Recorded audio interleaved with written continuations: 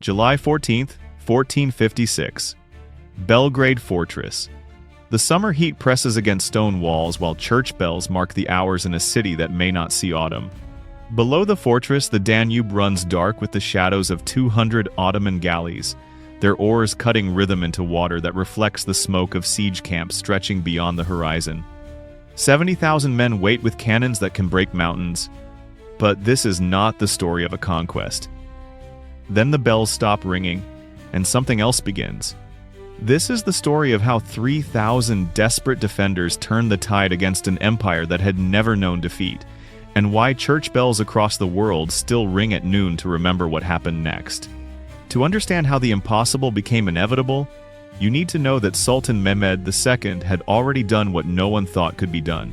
The Conqueror of Constantinople, master of the largest cannons ever built, commander of the elite Janissaries who had broken every wall they faced. Now he stood at the gates of Europe itself, and only one fortress remained between his empire and the heart of Christendom. The siege of Belgrade would either open the road to Rome, or it would teach the world that even empires can bleed. 3 years earlier, the world watched Constantinople burn. The city that had stood for 1,000 years crumbled under Mehmed's cannons in 57 days. The last Byzantine emperor died sword in hand on his palace steps. The great bronze gates that had never yielded now hung twisted and broken. At 21 years old, Mehmed had earned a title that would follow him to his grave, the Conqueror. But conquest breeds hunger for more conquest. The Ottoman war machine does not rest, it only chooses new targets. Hungary bleeds from decades of raids. Austria trembles behind thin mountain passes. The Pope sends letters that read like prayers. Every Christian king knows the truth that keeps them awake at night. Nothing stops this sultan except geography. And geography always finds a way to bend. Belgrade squats on that geography like a stone in a giant's boot. The fortress controls the confluence of two great rivers, the Danube and the Sava. Every road north runs past its walls. Every supply line that could feed an invasion of Europe must flow beneath its guns. The Hungarians call it the gateway of Christianity. Mehmed calls it the lock on a door he intends to kick down. The numbers tell the story of mismatch. Mehmed marches with an army larger than most cities. His artillery train stretches for miles. Great bronze cannons that can punch holes through castle walls from a distance that seems like sorcery. His Janissaries wear silk beneath their mail and carry steel that has tasted victory on 3 continents. Behind them march the sons of conquered peoples, fighting now for the crescent because resistance meant death and service meant survival. Against this avalanche, Belgrade can muster perhaps 8,000 souls. Most have never held a sword. Many have never seen a battle. The fortress itself bears scars from previous sieges, patched walls that speak of desperate hours already survived. Yet here they stand, these farmers and craftsmen and minor nobility, watching the dust cloud of 70,000 approach their gates. Why do they stay? Pride, perhaps. Duty, certainly. But something else moves in the summer air of 1456. A stubborn belief that some walls should never fall, that some ground is worth more than the blood it costs to hold. 2 men stand on Belgrade's walls as the Ottoman host approaches, and they could not be more different. John Hunyadi carries the weight of Hungary on his shoulders. At 68 years old, he has spent 4 decades fighting the Ottomans, winning battles that should have been lost, losing wars that should have been won. His hands bear the calluses of 1,000 sword grips. His eyes hold the steady calm of a man who has looked death in the face so many times they nod to each other like old friends. Beside him stands a figure that belongs more in a monastery than on a battlefield. John of Capistrano wears the rough brown robes of the Franciscan order, but his voice can wake the dead and his words can turn cowards into lions. At 70 years old, this Italian monk has crossed the Alps and walked through Hungary, preaching holy war with the fury of an Old Testament prophet. Peasants abandon their plows to follow him. Merchants close their shops. Even hardened mercenaries kneel when he raises his crucifix toward heaven. These 2 Johns have gathered what they can. Professional soldiers form the backbone, Hungarian knights and Wallachian cavalry who know their business. Serbian mercenaries man the walls. Tough men who have survived previous sieges and carry their scars like medals. But the majority of Belgrade's defenders come from fields and workshops, not battlefields. Farmers grip spears with hands more used to plows. Craftsmen peer over battlements, calculating angles with eyes trained on wood and stone, not war. The fortress itself tells a story of resilience stretched thin. Previous Ottoman raids have chipped the stones and blackened the towers. Wooden platforms patch gaps where cannonballs found their mark. The garrison stores hold enough grain for perhaps a month, if every man eats like a sparrow. The armory contains swords that have been sharpened so many times the blades run narrow, shields patched with whatever metal could be found. Yet something moves through these walls that cannot be measured in tons of stone or counted in bushels of grain. When Capistrano speaks, men who have never killed anything larger than a chicken begin to believe they can stop the greatest army on earth. When Hunyadi walks the ramparts, checking every position with the care of a master craftsman, even the newest recruit stands a little straighter. Leadership, it seems, multiplies like loaves and fishes when distributed with skill. The question hangs in the summer air like smoke from a distant fire. How do 8,000 defenders, most armed with faith and farming tools, propose to break an empire that has conquered half the known world? The answer lies not in what they have, but in what they believe they are defending. These walls protect more than a fortress. They guard the idea that ordinary people, when cornered by history, can become extraordinary. The first cannon fires at dawn on July 4th, 1456. The sound rolls across the Danube like thunder that forgot to stop, and every bird within 10 miles takes flight at once. The great bronze mouth spits fire and iron, and a chunk of Belgrade's south wall simply ceases to exist. Stone that has stood for centuries becomes dust and memory in the space between heartbeats.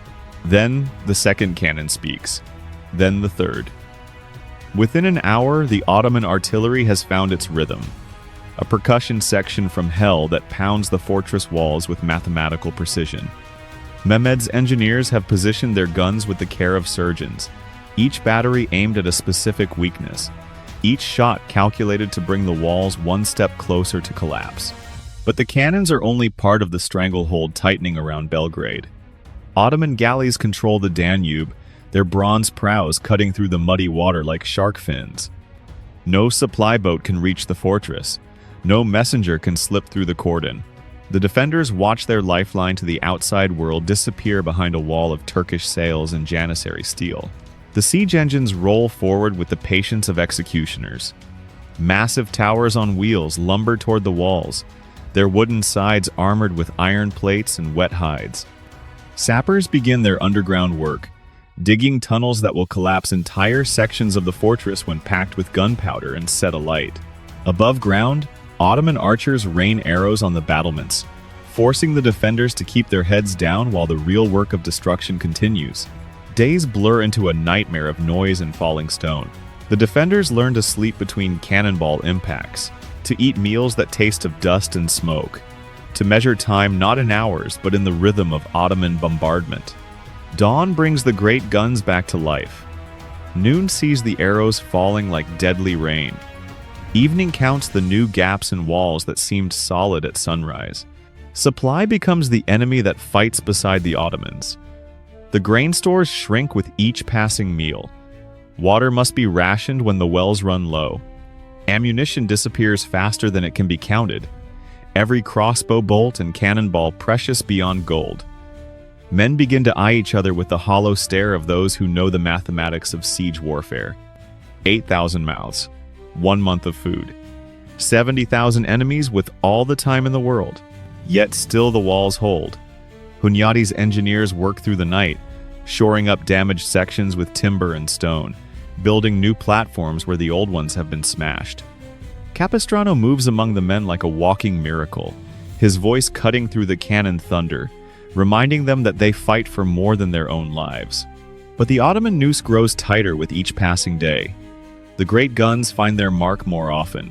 The walls grow thinner. The food grows scarcer.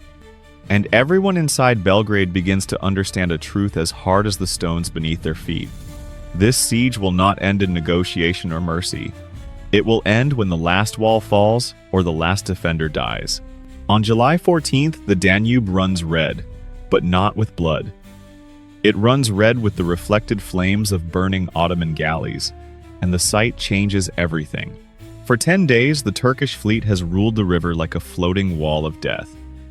22 war galleys patrol the waters, each one bristling with cannons and packed with Janissaries. Their bronze rams cut through any boat foolish enough to approach Belgrade. Their archers turn the river into a killing field where nothing moves without Ottoman permission. The naval blockade squeezes the fortress tighter than any siege engine. Then, Hunyadi plays a card that no one sees coming. Under cover of darkness, 200 small boats slip down the Sava River like shadows on the water.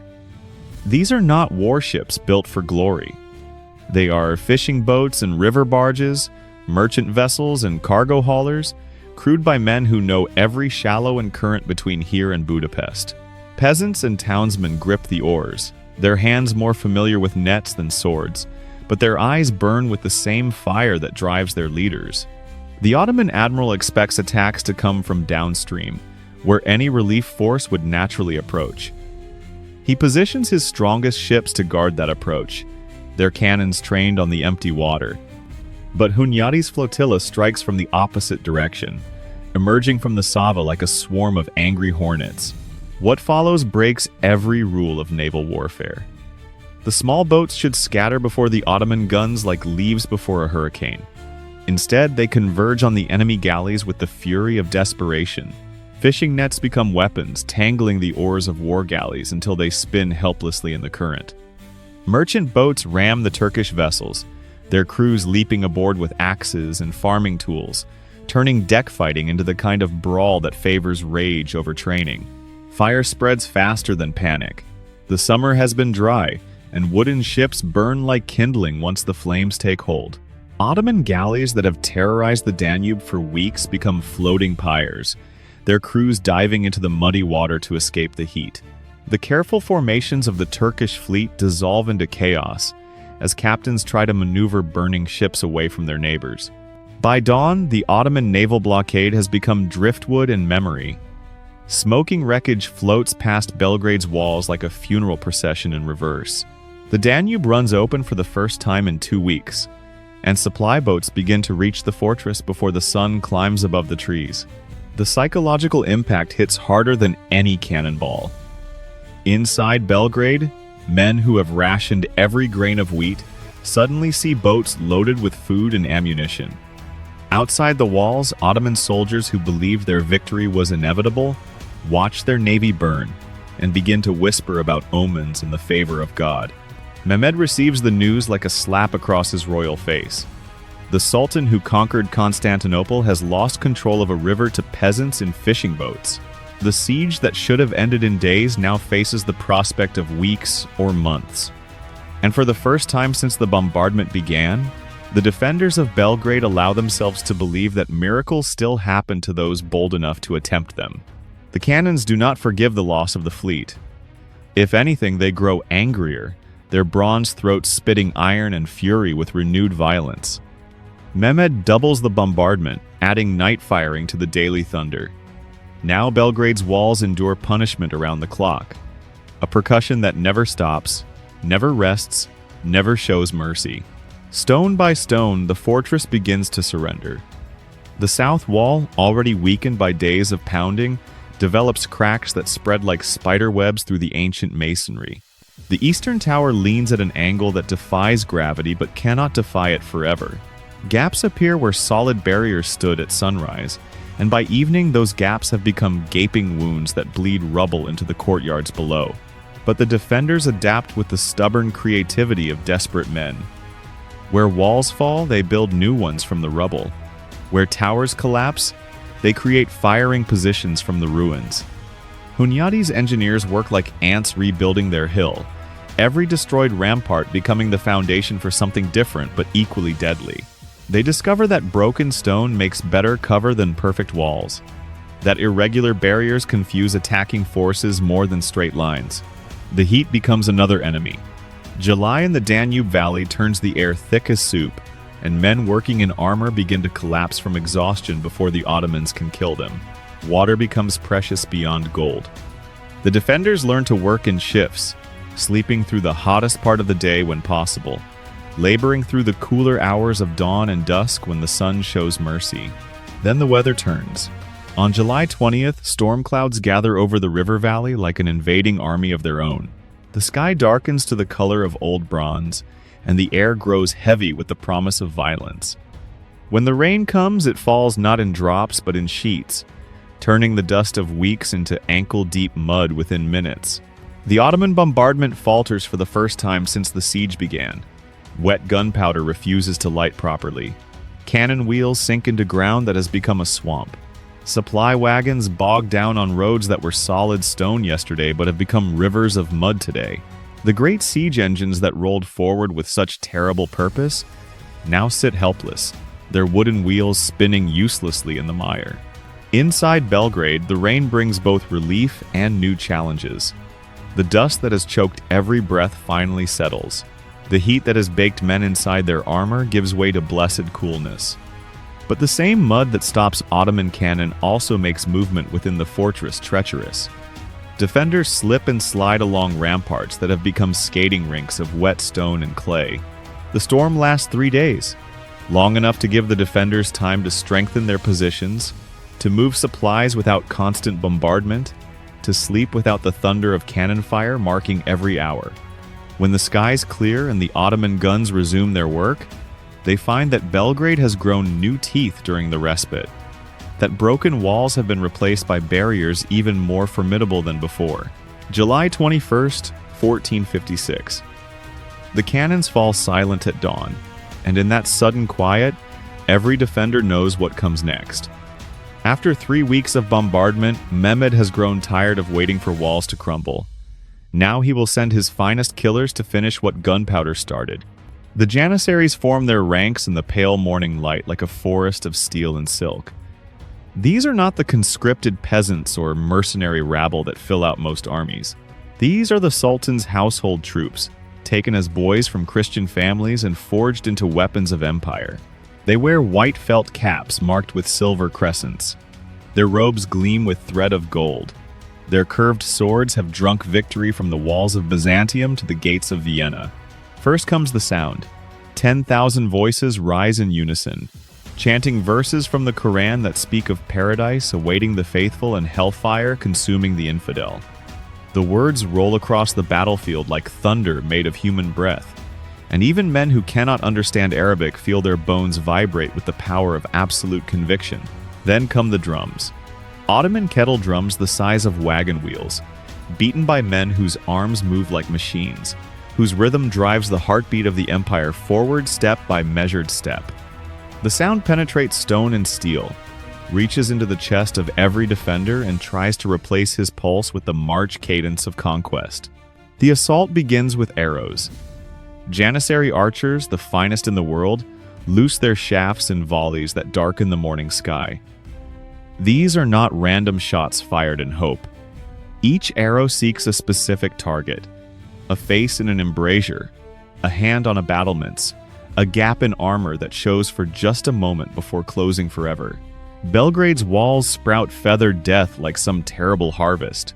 Behind the archers come the shock troops. Janissaries carrying scaling ladders race across the broken ground between the siege lines and the fortress walls. They move with the fluid coordination of wolves, each man covering his brothers, each group supporting the whole. When one ladder falls, 2 more take its place. When one man drops, another steps over his body without breaking stride. The defenders meet steel with steel on the ramparts of hell. Hunyadi's veterans know their business, but they face enemies who have practiced their trade from Constantinople to Cairo. Sword meets scimitar in a dance as old as war itself.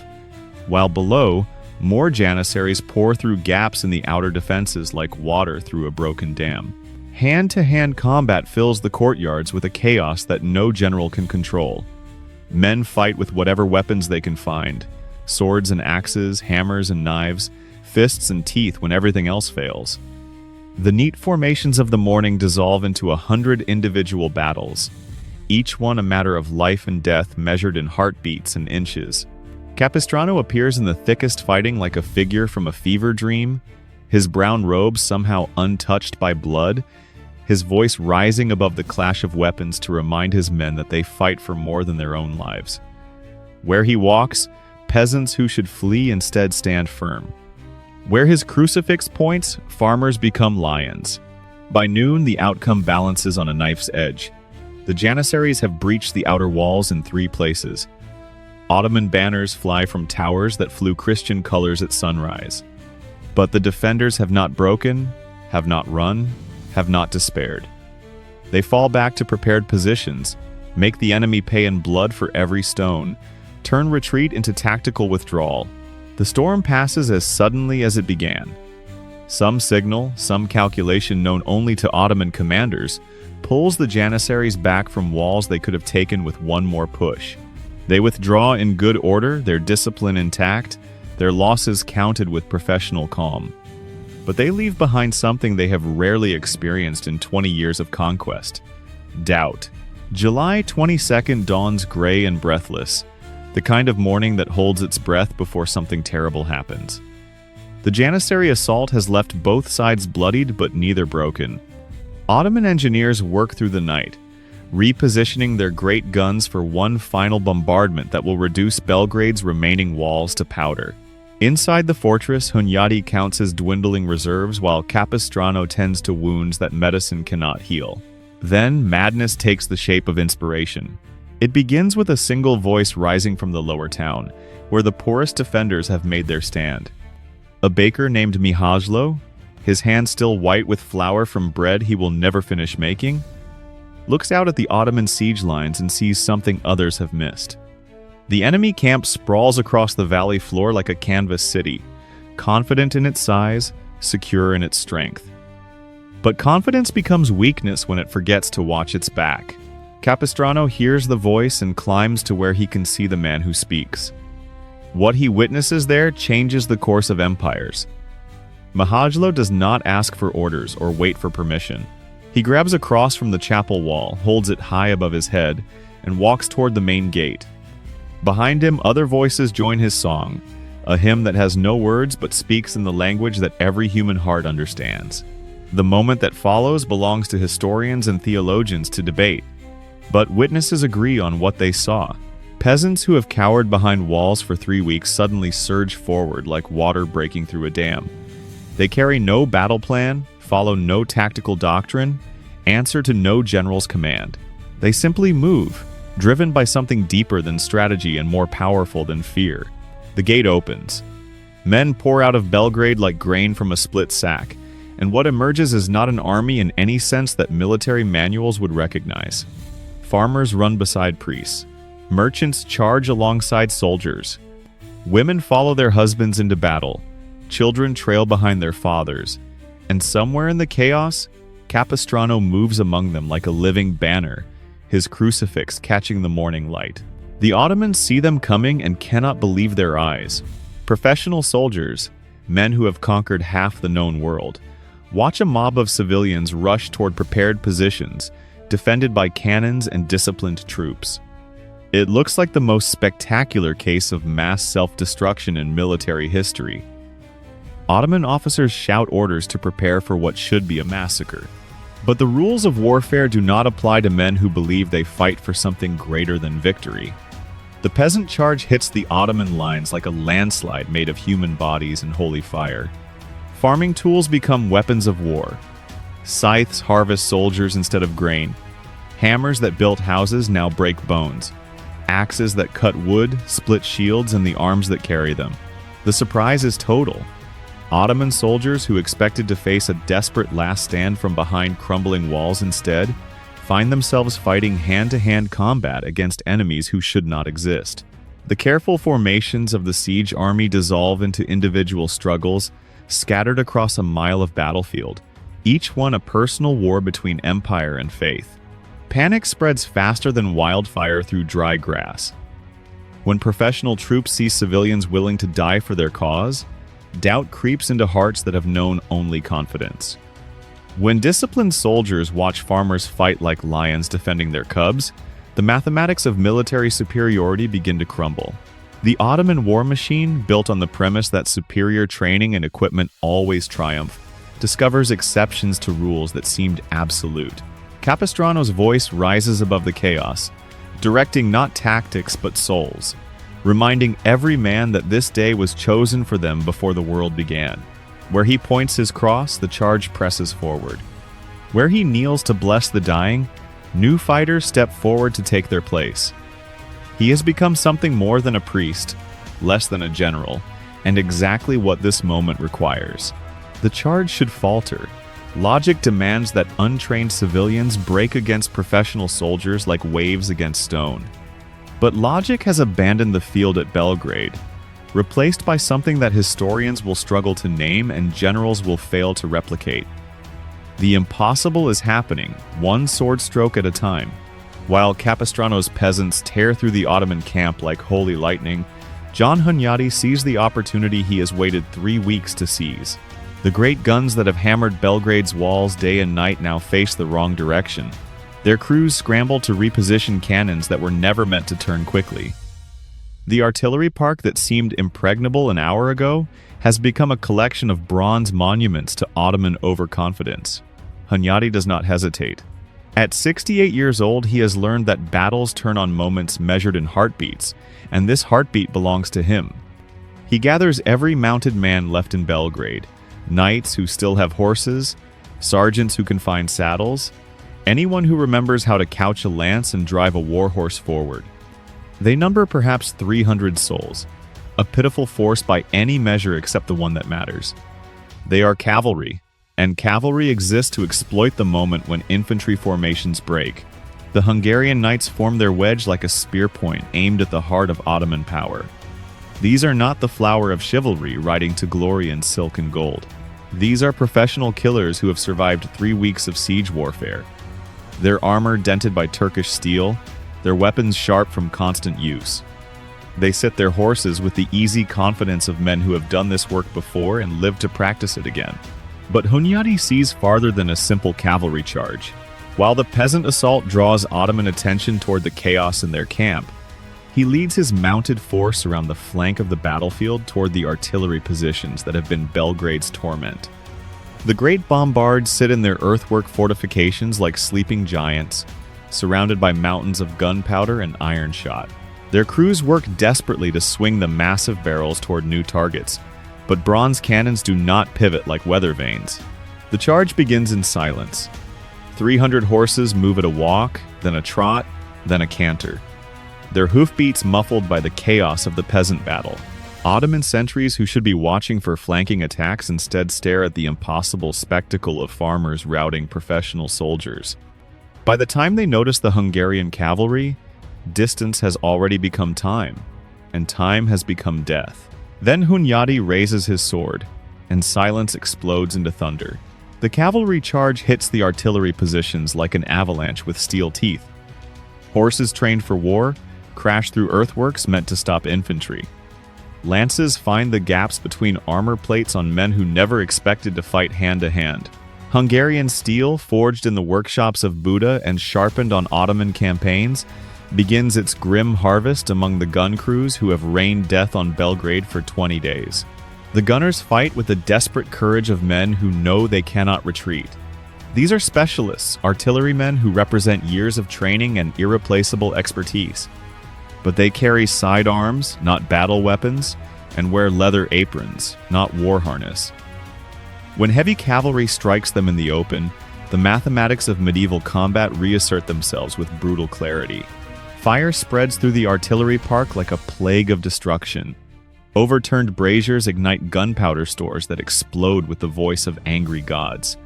Chain reactions ripple from one battery to the next, as burning debris lands among carefully stacked ammunition.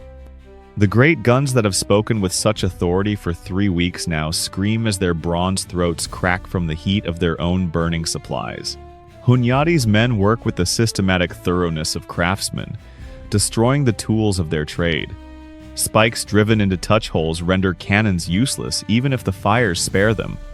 Wheels smashed with war hammers ensure that surviving guns cannot be moved. powder charges scattered to the wind remove the voice from bronze throats that will never sing again. The Ottoman response comes too late and from too far away. Janissary reserves march toward the artillery park, but they must fight through the chaos of the peasant battle first. Turkish cavalry wheels to intercept the Hungarian attack, but their horses must navigate ground littered with burning debris and panicked infantry. By the time organized resistance reaches the gun positions, Hunyadi has accomplished what 20 years of Hungarian raids never achieved. The cannons of Mehmed the Conqueror have been silenced. The great guns that brought down the walls of Constantinople now stand mute and broken, their crews scattered like leaves before the Hungarian wind. The Ottoman war machine has lost its voice, and the sound of that loss echoes across a battlefield where the impossible has become inevitable. Mehmed the Second, conqueror of the Eastern Roman Empire, stands among the smoking ruins of his artillery park and watches his reputation burn with his cannons. The Sultan, who has never known defeat in a siege campaign, stares at peasants dancing around the twisted bronze that once spoke with the voice of empire.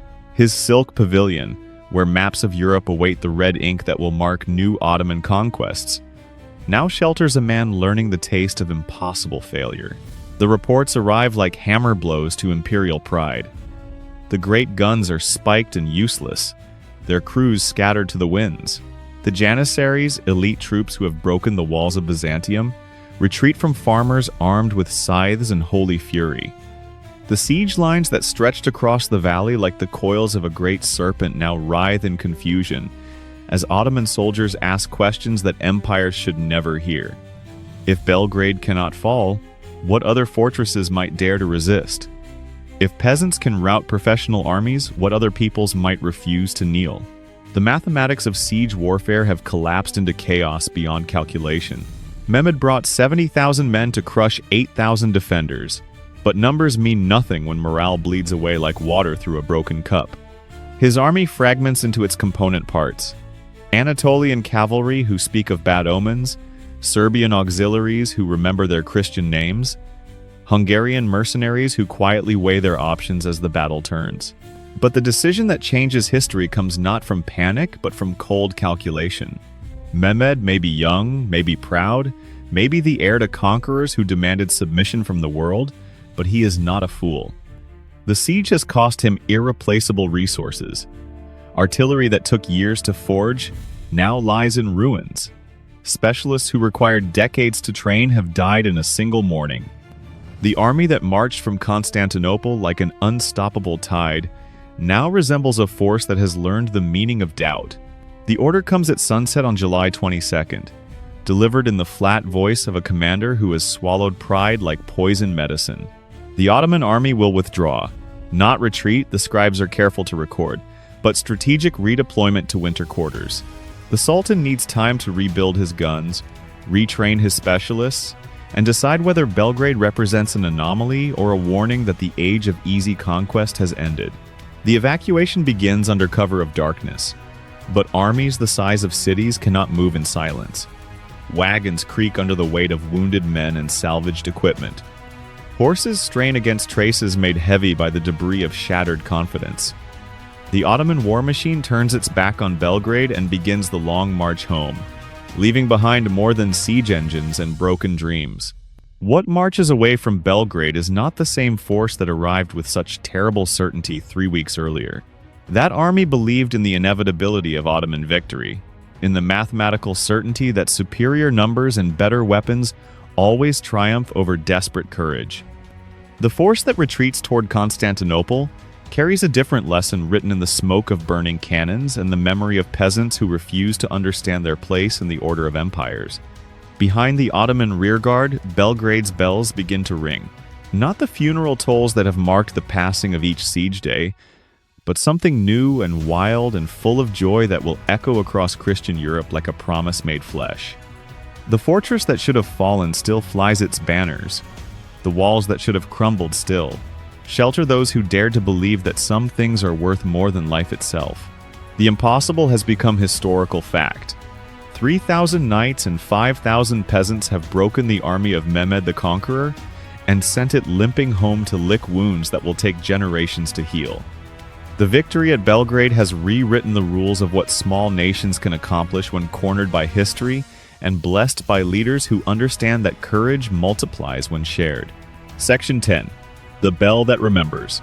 In Rome, Pope Calixtus III receives the news of Belgrade's victory like a man witnessing resurrection. The fortress that every Christian ruler had written off as doomed still stands. The army that seemed unstoppable has limped home in defeat.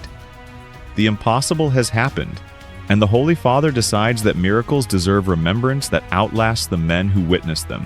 The papal bull that follows changes the rhythm of Christian Europe forever. Every church bell in Christendom will ring at noon, not once or twice as occasion demands, but every single day until the end of time. The sound will remind the faithful that when evil seems triumphant and defeat appears certain, ordinary people can still accomplish the extraordinary. The Angelus bell that rings at midday across the world today carries the echo of Belgrade's victory, though most who hear it have forgotten the battle that gave it birth. But the victory's impact extends far beyond the realm of church bells and papal proclamations. Hungarian chroniclers record that the Ottoman Empire does not attempt another major invasion of Hungary for 70 years. 7 decades pass before Turkish armies again march in strength beyond the Danube, and when they finally do, they face a Europe that has learned Belgrade's lesson. Small nations that might have surrendered without a fight instead look to their walls and count their courage. The strategic consequences ripple outward like stones thrown into still water. Vienna grows its defenses, knowing that Belgrade bought it time to prepare. Venice strengthens its Adriatic holdings, understanding that Ottoman expansion has limits after all. Even distant Moscow takes note that the Turkish tide can be turned by determined resistance and inspired leadership. John Hunyadi dies 3 weeks after the battle, not from Turkish steel but from plague that sweeps through the armies like an unwelcome victory celebration. He lives just long enough to see messengers carry word of Belgrade's triumph to every corner of Christian Europe, just long enough to know that his life's work has borne fruit beyond his wildest hopes. History will remember him as the shield of Christianity, the general who proved that empires can bleed.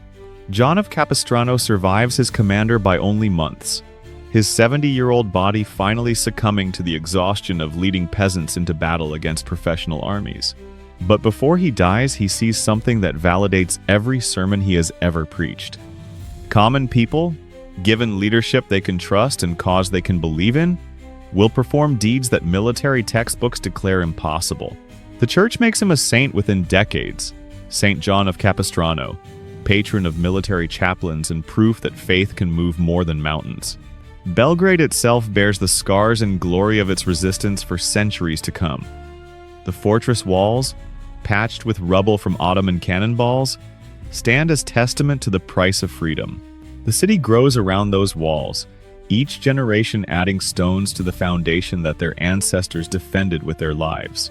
Tour guides still point to gaps in ancient masonry where Turkish bronze found its mark, still tell stories of the day when farmers became lions. The victory echoes through military academies where future generals study the impossible mathematics of Belgrade. How do 8,000 defenders defeat 70,000 attackers? How do peasants with farming tools rout elite infantry? How does inspiration overcome preparation, faith conquer experience, courage multiply beyond all reasonable calculation? The answers fill textbooks, but the mystery remains alive in every underdog fight that follows. Today, when noon bells ring across the Christian world, they carry a message that transcends religious boundaries and speaks to something deeper in the human spirit. They remind us that ordinary people, when cornered by history and blessed with leaders who understand that some things matter more than survival, can indeed accomplish the impossible. The bell that remembers Belgrade still rings, and its song will continue as long as small nations face large enemies and wonder whether courage might be enough.